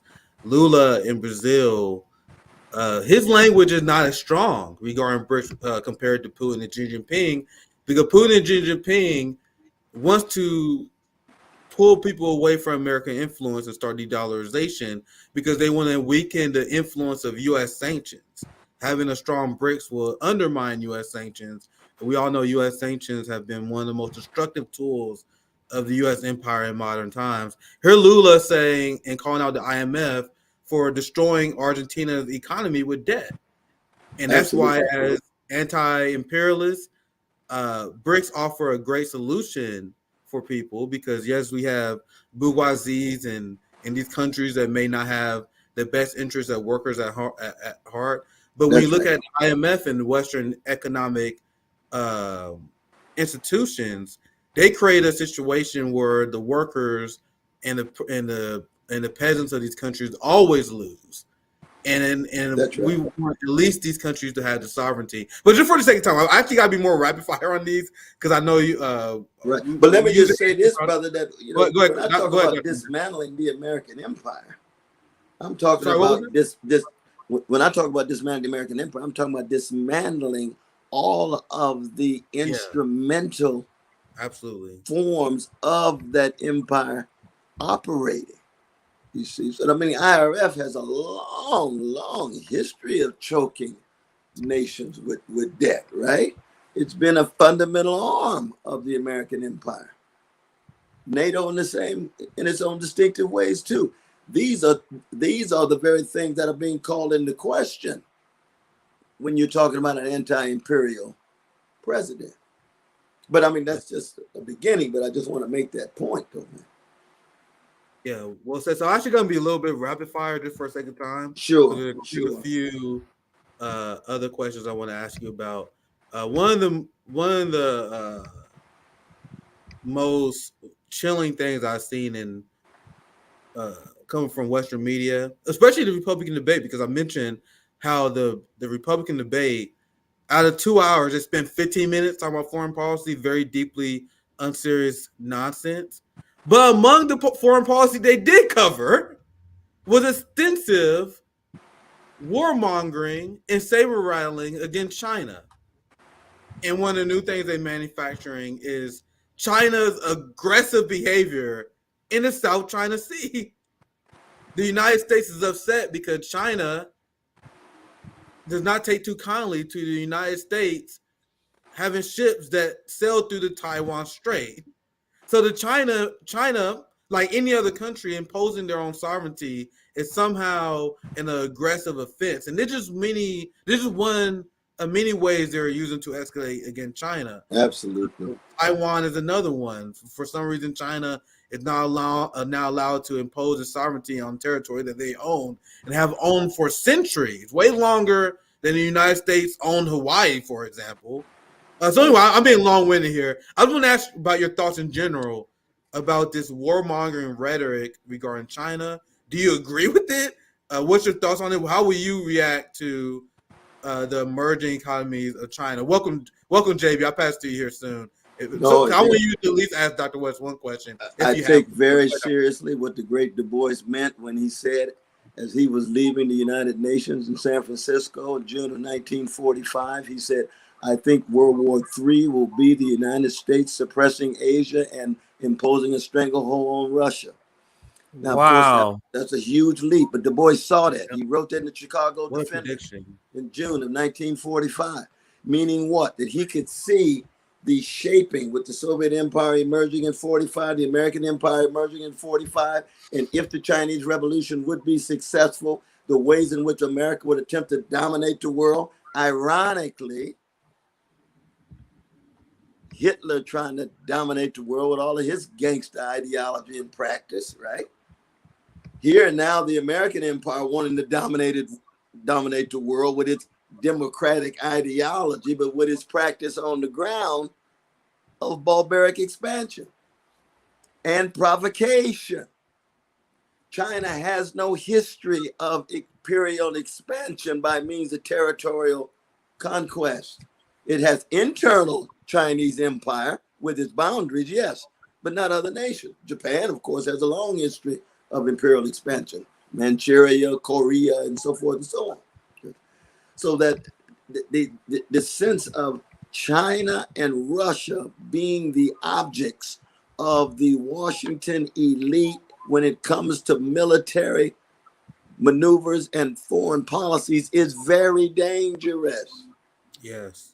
Very dangerous on both fronts. And that's another reason why Biden is so dangerous, because that's the source of World War III, which is different than the second Civil War that Trump is pushing us toward at home, and why both of them becomes even beyond dangerous in that regard. But that's, again, just the beginning of an answer to your question. But it's a very important one. But keep in mind, in the Republican debate, there wasn't any talk about white supremacy. There was no talk about policing, police brutality, no talk about so many things, even at home, let alone what you rightly point out, which has to do with foreign policy for 14 and 15 minutes and the shouting, and it's over.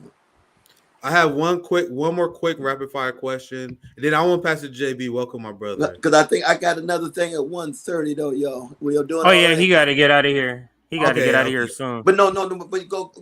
I'll go long as. So let's make this. I want to make this real quick. I do not want to miss this question. So Sure. this is about Maui, Hawaii. We got to make sure we get this in because we know that Hawaii is struggling, and this is also tied to Ukraine because the Biden administration on the same day that this happened, they announced like $40 billion to go to Ukraine. You have 2 times more money that's going to Ukraine than Maui, Hawaii. And people calling it out. This is one of the many videos, to keep it short, of people calling out the Ukraine aid compared to Maui, Hawaii. This person here says 700 compared to all the millions he's given to Ukraine. So that's pretty much the Hawaii people calling that out. What's your thoughts on for good reason? For good, I was Yeah. just in Hawaii with my native Hawaiian brothers and sisters, and Anahita and I had a magnificent time with them. And the basic reality is that when it comes to U.S. foreign policy of either party, a native Hawaiian life, a Palestinian life, an African life has much less value than a white life or Ukrainian life. That doesn't mean that white suffering ought to be ignored. We ought to be indifferent toward it. But we ought to be very honest and very candid about who it is that U.S. foreign policy gears its billions and billions of dollars to. Against whom? And that's not the only factor, but that's a crucial factor. Well said. Absolutely. JB, any quick question? I want to make sure you get the last question for Dr. West before you leave. How you doing, Thank my for brother? joining us. Good to see you, Dr. West. Yeah, I was just finishing up my stream on my channel a little bit earlier, and so I wanted to jet over here just to make sure. I really don't get a chance to see you or be in with you because you guys are usually on a day I have my dialysis treatments, and so Well, unfortunately, we've got to change. We got to change, man. You tell us the day that you are there, and the next time I come, we'll make sure all 4 of us are together. Is that right, brothers? Yeah, Fine we with us. can make sure we Yeah, can make fine sure with we us. schedule it with JB because we Absolutely. definitely want to get. We had Rome last time, but we got to make sure we get JB in one of these conversations Absolutely. next time. yeah, I appreciate that. But one of the things it's not necessarily a question, but one of the things I want to reflect upon is what you just said is that a lot of times there might be a slight misreading of when we say about anti-Blackness, especially within the country, because one of the stories I actually just covered was what happened in Flagler County, especially about what, a bunch of teachers and administrators basically took a group of Black students that were all the Black students in the school, and they basically told them that they were underperforming and said that if you do not perform well on the standardized testing, then you're going to wind up either dead, in jail, or in prison. So when it comes to anti-Blackness, what persons like yourself and people like us are always saying is that we don't want white lives to be diminished. We just want Black and brown lives to be held as valuable as white lives within this country. That's right. And so it's basically meaning if a white life has high value, then that equally we have value for the Black and brown lives as well. So when we talk about anti-Blackness, it's really in the guise of we want to be valued just as much as the typical cis hetero white male guy that is held up as the bastion of what is acceptable in this country. And even then, like what just happened within Jacksonville in Florida. Absolutely. We have to reconcile that is not the case, and we have to be able to answer that. And one of the things that I'm hopeful for is that a lot of people will see that we have to leave the duopoly, and we have to see that we're all connected as far as workers and people, so that we can actually move this country forward. So I just wanted to put that out there and not take too much of your time. Oh no, you're absolutely right. And you tell me what you think about this. That part of our challenge is that even among our white progressives and our vanilla brothers and sisters, that for many of them it's still a bit alien for them to look at the world through Black lens.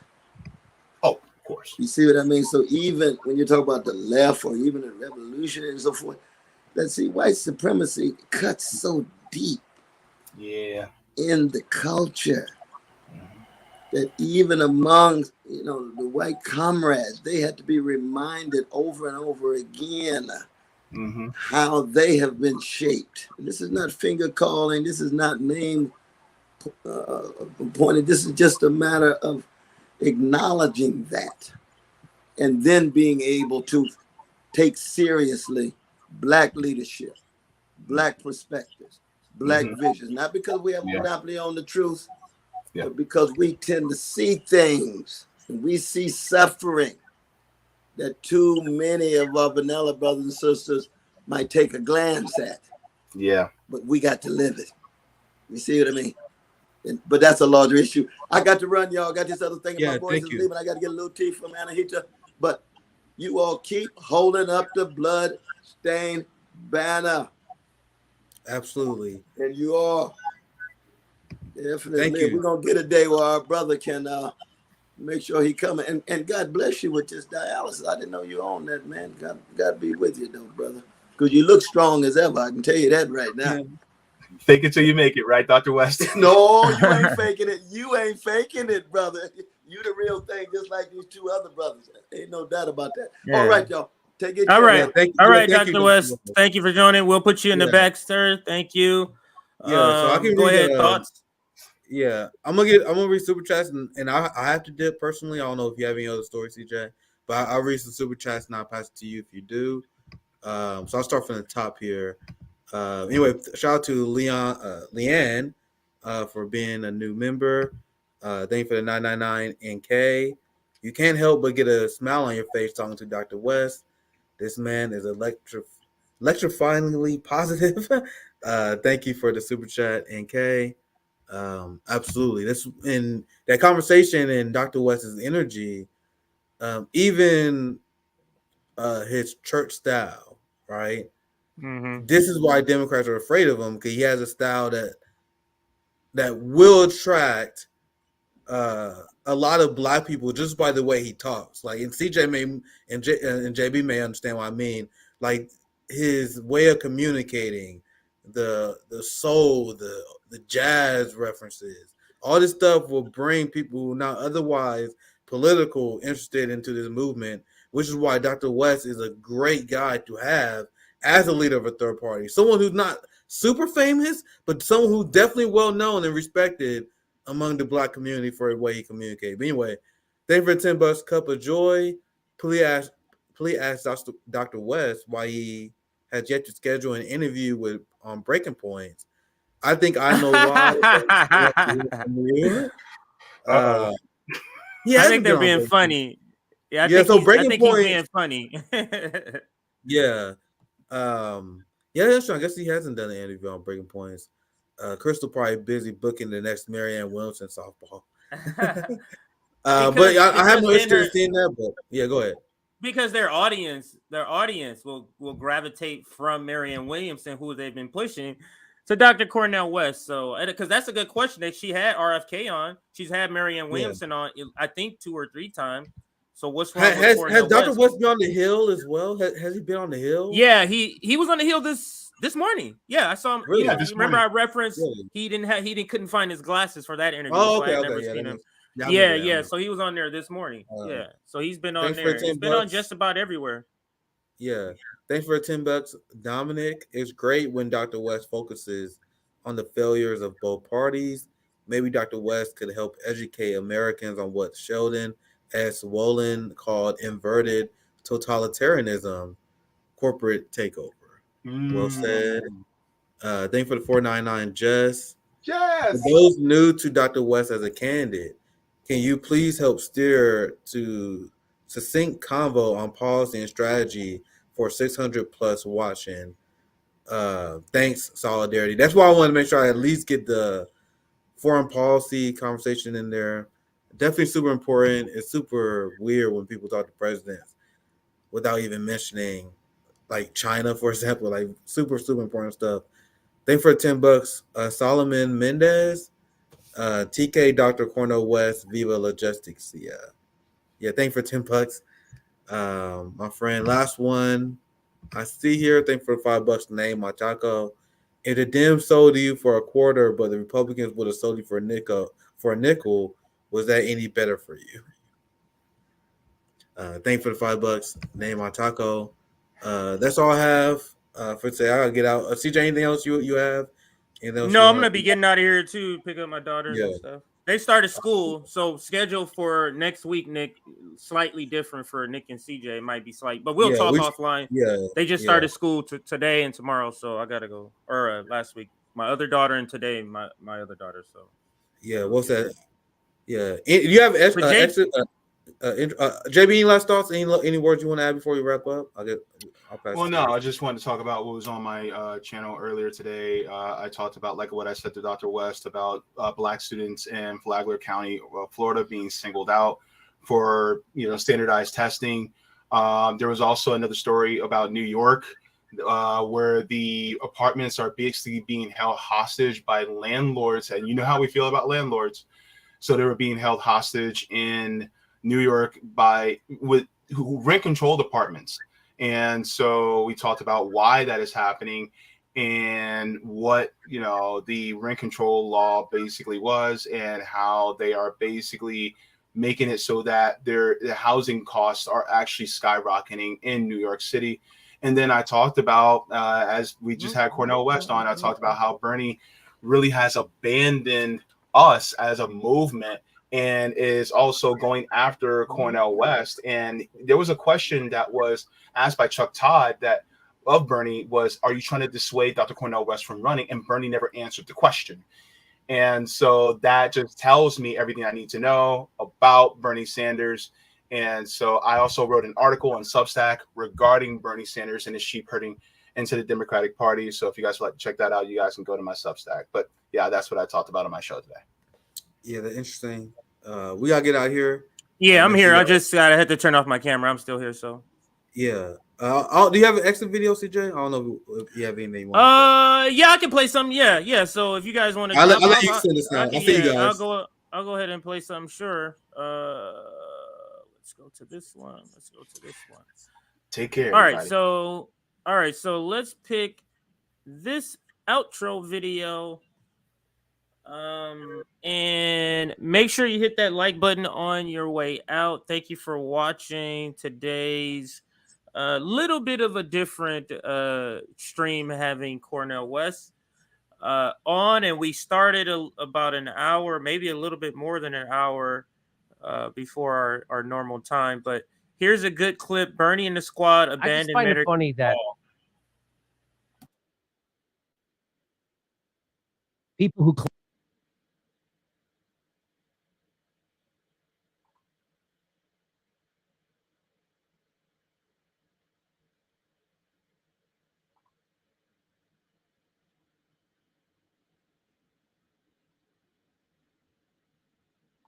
claim to be pushing, building a movement, never do anything.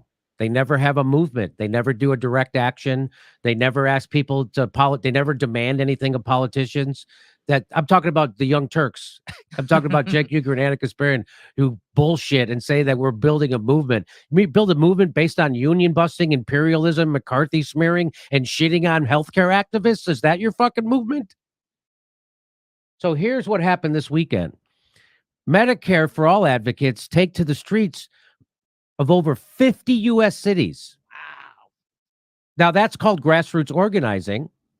But, of course, the neoliberal shitlibs said it was not the right kind. Remember when AOC said we had to go out and organize? You guys got to go out and organize.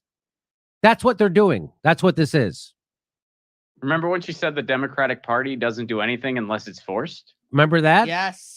Those are her words.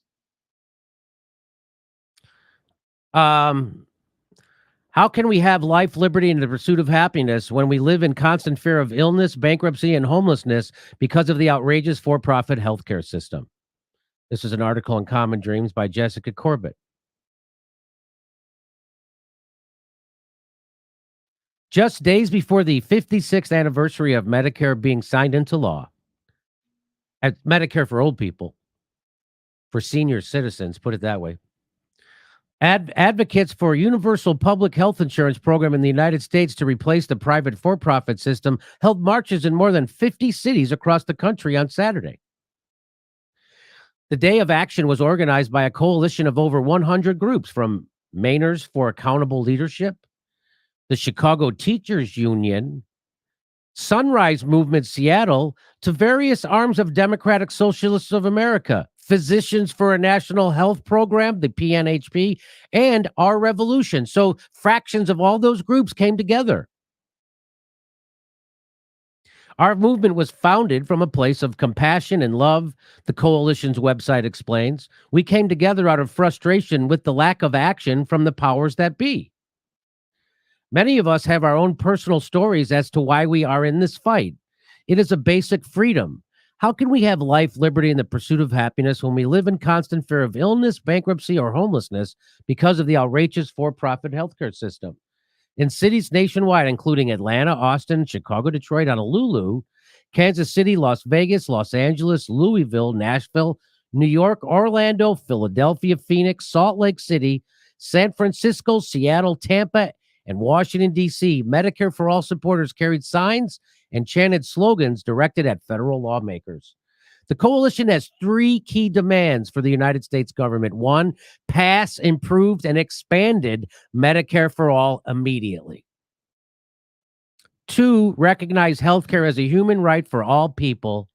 And three, prioritize healthcare first in the federal budget, instead of defense spending. And here they are in New York City. Here they are in Los Angeles. That's the one Ron and I were at. Ron and I spoke. Yep. Here they are in Phoenix, Arizona. Here they are in Seattle, Washington. There's a guy with a tie on. Here they are in Tallahassee, Florida. Here they are in San Francisco. Here they are in Milwaukee. I don't know where this is. We didn't put it up. Is this LA again? So here's the speech. Here, I'll play. So the interesting thing was, Ron, the lack of elected leaders who run on Medicare for All, who co-sponsor Medicare for All, who submit Medicare for All bills to Congress, didn't even acknowledge that this was happening. And here's my speech. No. Hey, where is CNN? Where the fuck is CNN? I don't know where it is. Oh, there it is. Well, we're all out here and we're letting you know we need Medicare for all. But CNN is sponsored by Big Pharma and Blue Cross, so they don't want you to have Medicare for all. So I say, fuck CNN. Fuck CNN. Fuck CNN. Fuck the establishment media. Fuck the establishment media. When I started Forced to Vote, everybody said that it was a great idea until all of a sudden it wasn't. I don't know what happened, but everybody lost their balls in the middle of a fight for Forced to Vote for Medicare for All. They said now is not the time. Now is the time. The time was 100 fucking years ago. We got to make it happen now. People are dying now. Now is the time. Tell your media, tell CNN, tell the Washington Post, tell the Young Turks, now is the time for Medicare for All. So much violence. You tell those progressives that we helped elect that now is the time for Medicare for All. Stand up against Nancy Pelosi, Chuck Schumer, and Joe Biden and do what we elected you to do and fight for us.